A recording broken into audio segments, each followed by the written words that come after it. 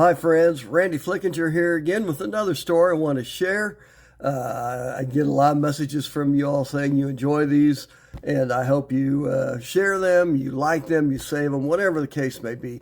It's all about serving Christ and bringing glory to Him. And so I am honored to get to share the stories and the things that I've been taught. As I've shared before, my wife and I have been married almost 43 years. In 2 months, it'll be 43 years. I remember the first time I saw her. I was a sophomore in junior college, basketball player. We were playing basketball in the commons, and I saw her and her parents walk in. I can still tell you what she was wearing. And I remember the comment I made to the teammates and my buddies. Hey, guys, things are looking up this year. And isn't it crazy what happens? You know, I saw her, and from the minute I saw her, there was something different. Well, the crazy thing is, we went out on one date, and I went home, I called my mom, and I said, you know what? I just went out with the girl I'm going to marry. And my mom said, oh, that's great, and didn't think anything of it. Most people would say, are you nuts?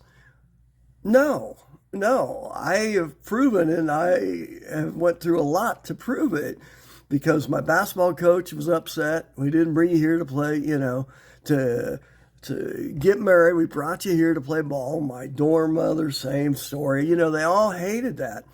But the truth was, she was different than anybody I'd ever dealt with and I'd ever met and been out with. And I loved that about her.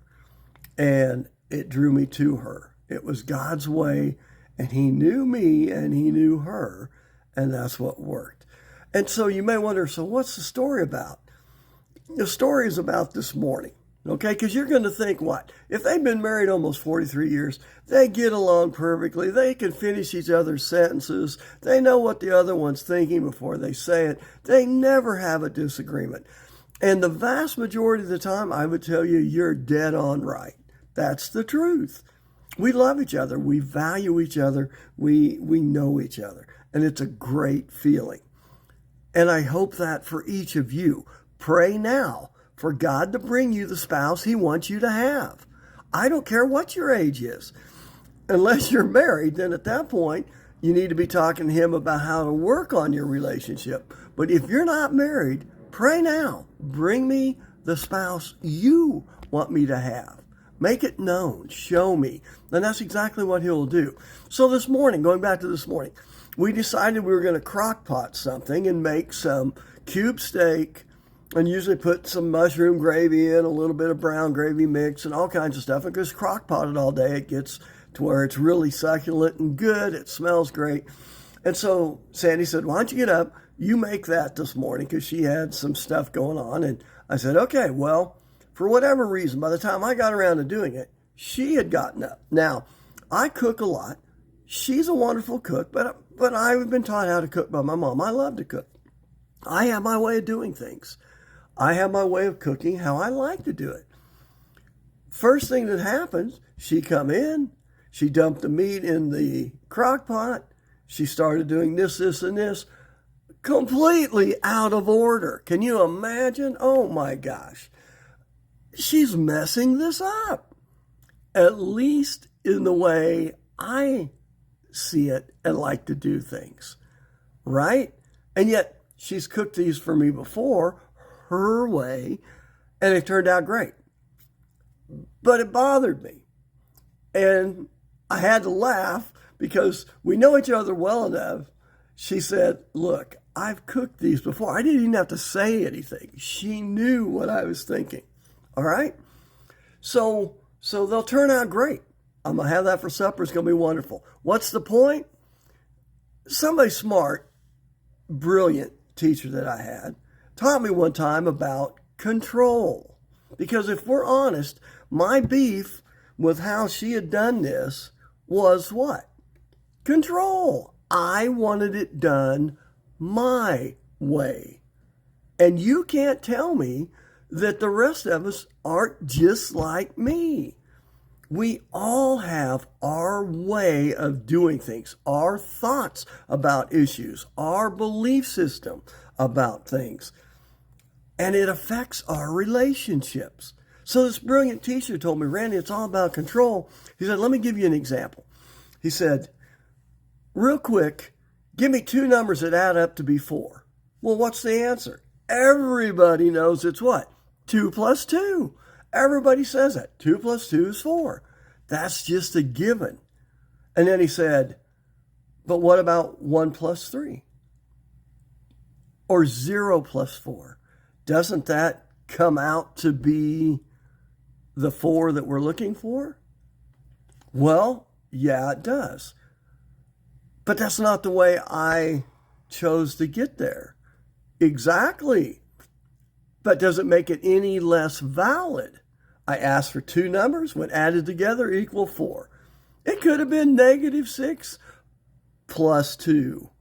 No, plus 10. There you go for you math students out there. But you get the idea. He was trying to point out that just because I would choose to get there doing the math this way didn't make it any better than doing it another way. And one of the things in relationships and one of the secrets of 43 years of marriage is learning that.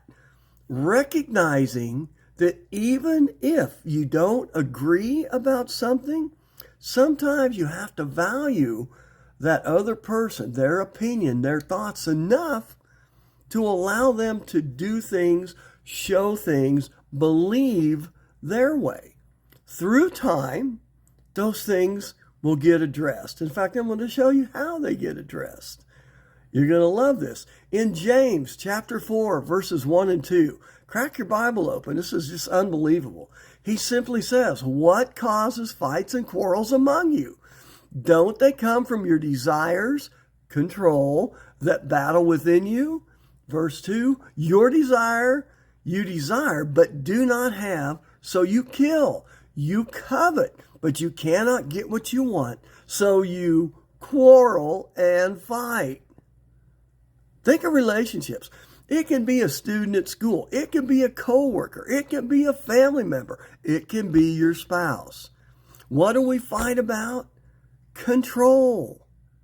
We all want control. And to finish that passage, he says, you know what? You do not have because you do not ask God.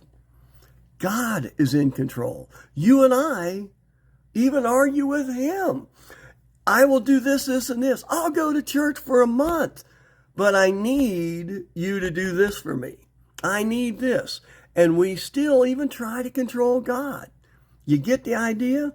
The bottom line is my teacher, and he would tell you do the math.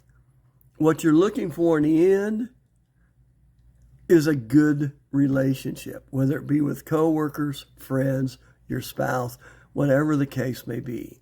Do the math and relinquish the control. Thanks for listening. Hopefully that'll help you with your relationships. And if we'll stop and look at ourselves and be honest about it, I think all of us can recognize that most of the disagreements we have in our lives, no matter who they're with, including God, are because we want control. That's the bottom line. And the quicker we learn to relinquish it, the better our relationships will be with both humans and God. Thanks for listening, guys. I love sharing with you. And please share this and mark it as a favorite.